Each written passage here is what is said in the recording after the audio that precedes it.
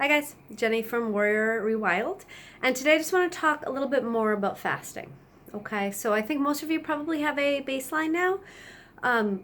Definite baseline of 12 every day, right? I want most of you to have a baseline up into the 16 to 18. So if you have not reached that, let me know because I want to help you do that. So that should be most days of the week. That's kind of like your baseline. It's not even, that's just kind of like every day you should give your body that 16 hours of break and then have an 8-hour feeding window. Now, one day a week, you can widen that feeding window or close that fasting time and add a third meal in. On that day, though, what's more important, because some people have a hard time with that, they really want to keep their 16 hours, and that's fine. What I want you to make sure is that one day a week, you have what I call a hypercaloric day.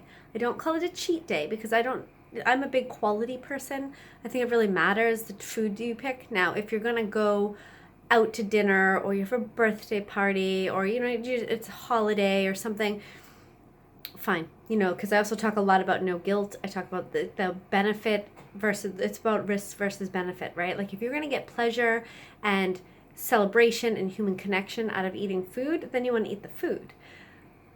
But if you can have and obtain all of that and not necessarily pick those foods and maybe make a better choice in that moment, there's a whole different spectrum, all different things. So each situation is different. But I always want you to pick quality if you can. But human connection, celebration, joy, pleasure is all very important as well.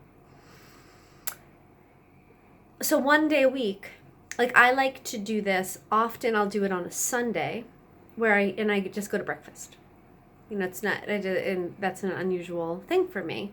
Or I eat breakfast. I might not necessarily go out to breakfast, but done, as a shared breakfast with somebody else or my family or whatever, so that it is social connection. But I get that extra meal in, so that I eat a breakfast, a lunch, and a dinner. Where usually I eat 2 meals a day, 2 large meals a day. But even though, depending on the week, that time frame will switch. So one day is going to be a feasting day. Okay, feasting, hypercaloric, whatever you want to call it. You can open up your feeding space to 10 hours or so to give you a little bit more space in order to digest and enjoy those 3 meals, especially if like it is a Sunday. You have breakfast, you have a little lunch, and then you have another nice big dinner. Again, bringing in the importance of social connection and the sacredness of food and sharing food with those that you love. And if you're eating alone, making it sacred and enjoying that, but sitting, pleasurable, enjoying your food. So the flow of the week could, as an example, could look like this. Mondays, just as a community in the circle, we tend to do Fast Monday, which just some people push their fasting window a little bit further. It just gives us as a community a little bit more of a focus. You don't have to do it on that day. Some days, some people, Tuesdays, Wednesdays, Fridays, Saturdays, it all varies. And I want you to share that. If you're doing a longer fast on a different day, post it up because we want to know. But Fast Monday, so for me, say I fast on Monday. So that could look like a 22, 24. I might push that into Tuesday and get a 36 or a 48. Every quarter, I will push that all the way till Wednesday or Thursday, but I only do that once a quarter. And that's not necessarily for body composition. That's for autophagy, which is what we will talk about at some point. But play with it on Monday. Push yourself a little bit, but one day a week you want to push yourself. So say on Monday, we have a nice long fast. Tuesday, we have an average baseline, right? Wednesday, average baseline. And I want you to kind of play with this. Like, so a baseline, if you're really trying to lose weight, you could do a longer fast. So say you're doing an OMAD. I don't want you to OMAD every day. You could go through periods of time where you OMAD every day, especially if you really like that. I know some people really love OMAD, but I want you to be careful. After a few months, you don't want to OMAD every day. So perfectly would be, a nice long fast on Monday. Tuesday, you have 2 meals. So maybe you have a 16 or an 18-hour window. 2 nice big solid meals, 30 to 50 grams of protein in each one. Preferably maybe another 25 scoop of protein somewhere in there. So you're getting up to that 120, 130, 150, 175, whatever your protein goal is. But if you've just fasted the day before, that day after, I really want you to focus on protein. Okay? Really want you to try to get that high quality 1 gram per pound goal target of protein. So then another day, so Monday would be your long fast, Tuesday, Wednesday, Thursday, Friday would be like your baselines, but you could play with your baselines a little bit if you're really trying to lose weight. Maybe you do another long fast on Thursday or Friday. Saturday is your feast hypercaloric day, or Sunday is your feast hypercaloric day, whichever one you want. And then you go back into your feast do back into your longer fast on Monday. Does that make sense? So that's your flow. You really want to the thing is that although consistency with whether it's your food dietary restriction, so that's your primal style, high quality food that you're eating, taking out the crap, right? Taking out the oils, taking out the high fructose corn syrup, taking out the processed sugars, processed grains, eating the high quality protein, making sure you're getting a lot of nice, good, solid fat in your diet, and then so consistency of eating that way, consistently fasting, consistently eating good quality food, consistently hitting your protein target. But I also want inconsistency inside of all of that because the body needs to keep guessing.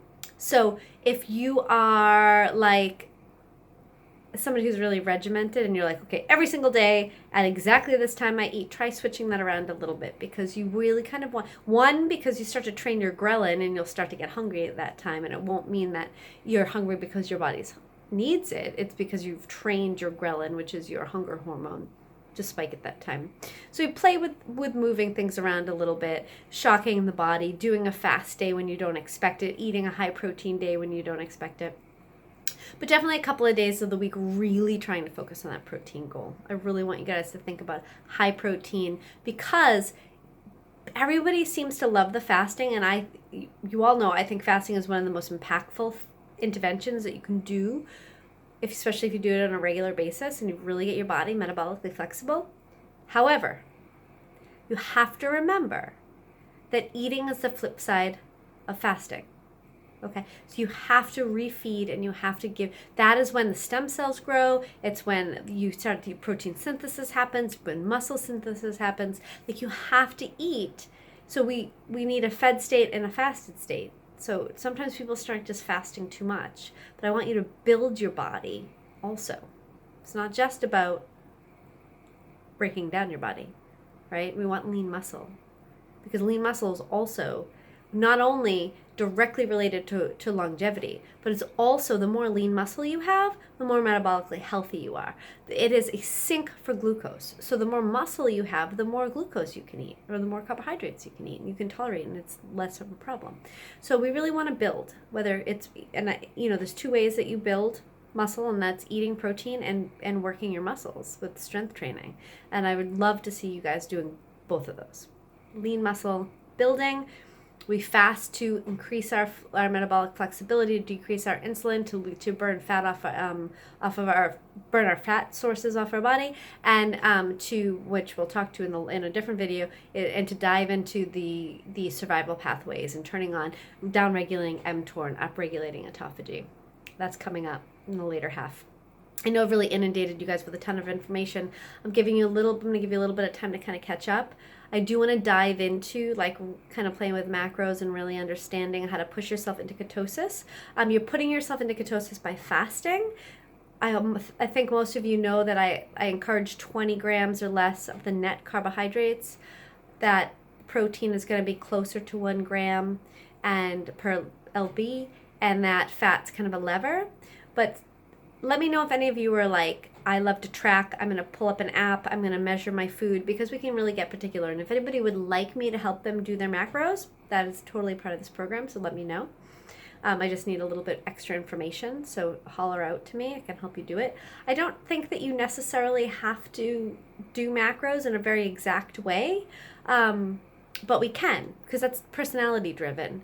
One of the things that's going to be more of a key is in the next couple of days, we're going to start talking about the Keto Mojo and how to use that as a tool. And that's going to be a little bit more indicative of whether or not you're in ketosis or not.